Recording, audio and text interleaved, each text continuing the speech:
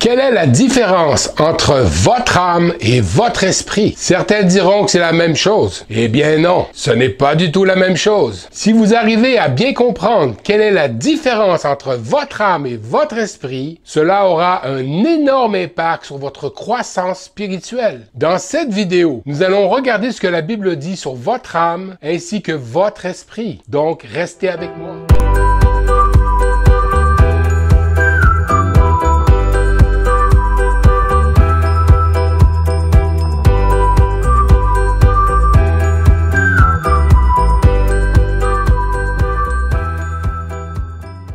Est très clair. Il y a une énorme différence entre votre âme et votre esprit. Vous devez absolument savoir ce que c'est. Hébreux 4:12 nous dit, « Car la parole de Dieu est vivante et efficace, plus tranchante qu'une épée quelconque à deux tranchants. Maintenant, écoutez ça, pénétrante jusqu'à partager âme et esprit, jointure et moelle. Elle juge les sentiments et les pensées du cœur. La parole de Dieu coupe en plein milieu notre âme et notre esprit. 1 Thessaloniciens 5:23 nous dit que le Dieu de paix vous sanctifie lui-même tout entier et que tout votre être, l'esprit, l'âme et le corps soient conservés irrépréhensibles lors de l'avènement de notre Seigneur Jésus-Christ. Dans ces versets, il est très clair que vous avez un corps, une âme et un esprit. Mais vous devez savoir que votre esprit ne devient vivant qu'au moment où vous renaissez spirituellement. Cela signifie que vous devenez un enfant de Dieu à la nouvelle naissance. Je vais vous expliquer ça un petit peu plus tard. Ici, il est intéressant de noter que Dieu est aussi trois dans un. Cela, ça s'appelle la Trinité. Nous sommes faits à son image et nous sommes aussi trois dans un. Nous avons une âme corporelle appelée psyché, un esprit qui est appelé pneuma. La Bible définit ça comme l'homme intérieur. L'âme psyché est l'homme extérieur. Nous avons aussi le corps qui est appelé soma, qui est l'homme extérieur physique. Regardons de plus près ces trois parties. Le premier est très clair. Vous le voyez quand vous vous regardez dans le miroir. C'est votre corps. C'est avec votre corps que vous interagissez avec le monde à travers vos cinq sens physiques. Sentir, goûter, toucher, entendre et voir. Et votre corps a des désirs physiques comme avoir des vêtements, du sexe, une habitation, de la nourriture et ainsi de suite. Passons maintenant à l'âme, en grec psyché. C'est la partie où les gens peuvent communiquer avec vous. C'est essentiellement vous. Elle se compose de vous-même, ce qui signifie votre identité, votre personnalité, qui vous êtes, vos émotions, vos sentiments et vos passions. Puis votre intellect, qui sont vos pensées, votre volonté, vos désirs et votre conscience. Mais il y a aussi quelque chose que peu de gens savent. C'est aussi le lieu d'habitation pour le mal, ce qui signifie votre nature de péché, mais aussi le lieu d'habitation des mauvais esprits pour ceux qui n'ont pas été délivrés. Donc, si quelqu'un vous frappe sur votre corps physique, vous ressentez de la douleur. Et quand quelqu'un utilise des mots injurieux, vous ressentez également de la douleur dans votre âme. À votre naissance, vous n'utilisez que juste deux parties, votre corps et votre âme. C'est tout. Mais il vous manquait une partie qui est l'esprit parce que vous étiez né spirituellement mort. Ce qui est différent de votre âme. L'esprit est la partie où nous obtenons la paix avec du discernement spirituel. C'est la partie où nous communiquons avec Dieu afin que notre propagation ait un discernement plus profond entre le bien et le mal. 1 Corinthiens 2:14 nous dit, « Mais l'homme animal ne reçoit pas les choses de l'Esprit de Dieu, car elles sont une folie pour lui, et il ne peut les connaître parce que c'est spirituellement qu'on en juge. Dans notre esprit, nous avons aussi la paix. » Romains 8:6 nous dit, « Et l'affection de la chair, c'est la mort, tandis que l'affection de l'esprit, c'est la vie et la paix. » Notre esprit reçoit la révélation qui est la perspicacité et la compréhension de l'Esprit de Dieu. Éphésiens 1:17 nous dit, « Afin que le Dieu de notre Seigneur Jésus-Christ, le Père de gloire, vous donne un esprit de sagesse et de révélation dans sa connaissance. » Notre esprit est aussi la partie où nous avons la communion avec Dieu, où nous pouvons avoir cette relation profonde entre nous et notre Père. Dieu dit dans Ézéchiel 36, 26, 27, « Je vous donnerai un cœur nouveau et je mettrai en vous un esprit nouveau. J'ôterai de votre corps le cœur de pierre et je vous donnerai un cœur de chair. Je mettrai mon esprit en vous et je ferai en sorte que vous suiviez mes ordonnances et que vous observiez et pratiquiez mes lois. Wow, c'est incroyable! Alléluia! L'esprit est aussi la partie où nous pouvons accomplir la mission que Dieu nous a donnée. Partager l'évangile, prier pour les malades, délivrer les captifs, prophétiser, exercer tous les dons de Dieu selon sa volonté. L'esprit en nous est la puissance de Dieu sur la terre. Un prédicateur qui prêche la puissance de l'esprit de Dieu aura un impact dans la vie des gens. Mais si un prédicateur prêche simplement la Bible au niveau de son âme, sans la puissance de l'esprit, il n'y aura aucune puissance, aucun impact. Acte 1:8. Mais vous recevrez une puissance, le Saint-Esprit survenant sur vous, et vous serez mes témoins à Jérusalem, dans toute la Judée, dans la Samarie et jusqu'aux extrémités de la terre. Il est intéressant que la Bible nous en parle également dans l'Ancien Testament. Joël 2:28 nous dit: « Après cela, je répandrai mon esprit sur toute chair. Vos fils et vos filles prophétiseront. Vos vieillards auront des songes et vos jeunes gens des visions. » C'est surnaturel.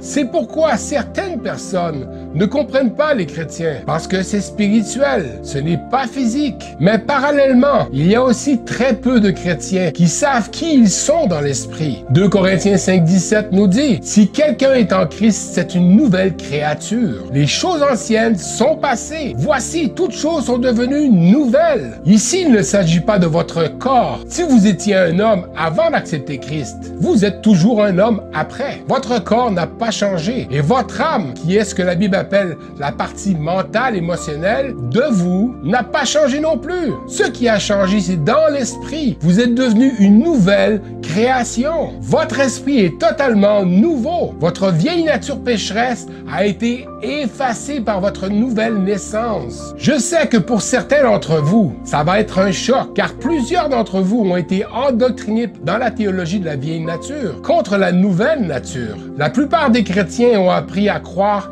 qu'après le salut, ils sont toujours les mêmes au fond d'eux-mêmes et ils vivent le reste de leur vie en essayant de restreindre cette vieille nature. Ils croient qu'ils ont deux natures, mais cela est complètement faux. Paul nous l'explique dans Romains 6:3, qui dit qu'une fois que nous sommes baptisés en Christ, nous faisons l'expérience de la mort à notre ancienne nature de péché. Notre nature pécheresse est morte, elle a disparu, mais elle a laissé un corps. Maintenant, écoutez ça, car c'est très important. Ce corps, c'est votre esprit charnel. Il fonctionnera toujours comme il a été programmé par votre ancienne nature de péché, jusqu'à ce que vous le reprogrammiez. C'est ce que la Bible appelle le renouvellement de l'intelligence. Nos vies sont transformées par le renouvellement de notre intelligence. Romains 12:2. Notre esprit est aussi la maison du Saint-Esprit qui vit en vous. Quand est-ce que cela se produit? Cela s'arrive au moment exact où Dieu vous justifie par le sacrifice de son Fils. C'est le moment où vous devenez un enfant de Dieu,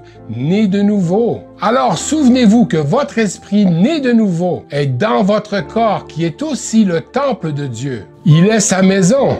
1 Corinthiens 6:19 nous dit: « Ne savez-vous pas que votre corps est le temple du Saint-Esprit qui est en vous, que vous avez reçu de Dieu et que vous ne vous appartenez point à vous-même? » Maintenant que vous savez la différence entre votre corps et l'âme et l'esprit, ce dont vous avez besoin de savoir maintenant, c'est comment marcher par l'esprit, comment vivre à travers cette nouvelle nature spirituelle. Votre esprit communique entre vous et Dieu. C'est ainsi que vous communiquez dans la prière avec Dieu. Et cet esprit doit diriger et guider votre âme et votre corps pour agir et opérer dans la volonté de Dieu. Ainsi, en d'autres termes, votre propre volonté, vos émotions, votre intellect doit être guidé par votre esprit, afin de savoir comment vivre dans ce monde. Car cet esprit, cet homme spirituel qui vit en vous, est relié en vous avec votre corps physique et interagit en simultané avec et au travers de votre âme, qui contient votre intelligence, votre volonté, vos émotions et vos désirs. Et lorsque vos pensées sont alignées avec les vérités spirituelles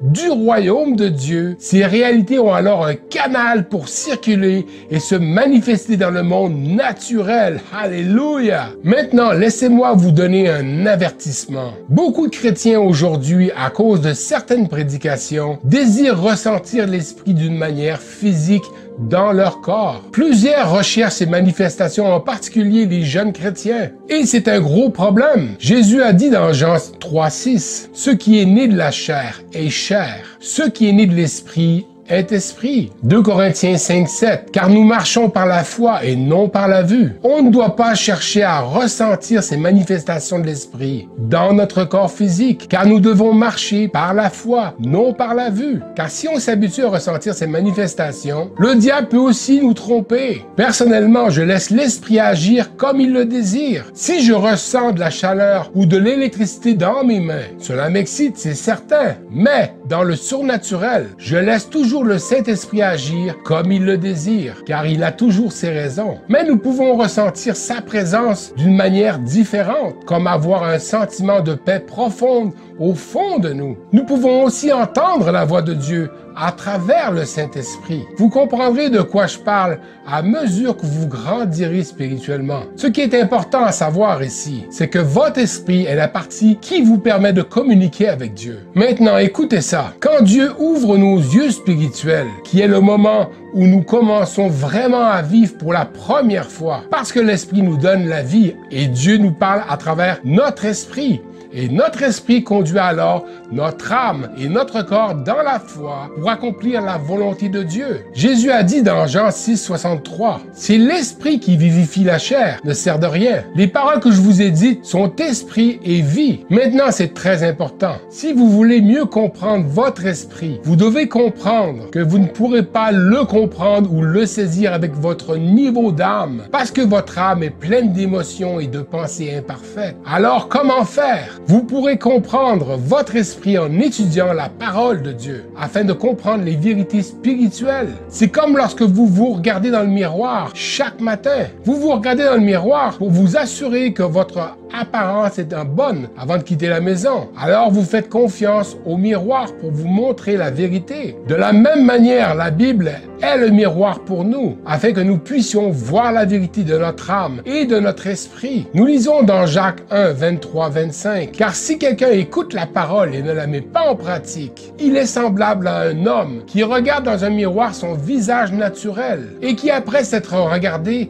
s'en va et oublie aussitôt qui il était. Mais celui qui aura plongé les regards dans la loi parfaite, la loi de la liberté, et qui aura persévéré, n'étant pas un auditeur oublieux, mais se mettant à l'œuvre, celui-là sera heureux dans son activité. » La Bible est comparée à un miroir parfait. Elle nous montre la vérité de Dieu et de nous-mêmes. Lorsque vous vous coiffez le matin, vous pouvez voir ce qui est bien ou non, mais vous ne pouvez pas faire confiance à vos sentiments pour vous coiffer. Vous devez vous regarder dans le miroir et alors vous pourrez voir s'il y a des zones à réparer, de sorte que vous faites plus confiance au miroir qu'à vos propres sentiments. Alors, de la même manière que vous faites confiance au miroir, vous devez faire confiance à la parole de Dieu pour vous montrer la vérité sur vous-même et sur Dieu, ainsi que votre but dans cette vie. Donc, soyons encouragés, sachant que si nous renouvelons nos pensées, nous serons transformés de gloire en gloire à l'image de Christ.